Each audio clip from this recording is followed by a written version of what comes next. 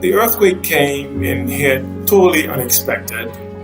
Initially, people were obviously scared. Some were crying and yelling. Everybody left their homes and went to the streets. What is happening? Why is this happening to us? All of these questions are very vivid, very present right now.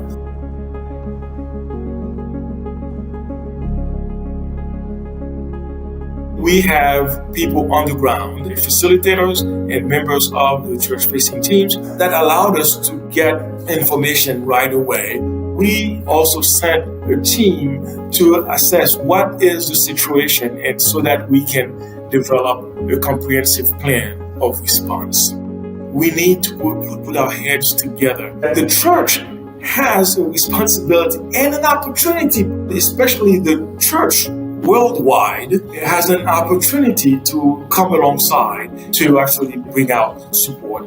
Yes, together we can make a difference. Together we can be the arms and the feet of Jesus, and we can make a difference in the lives of these children, youth, and families and churches.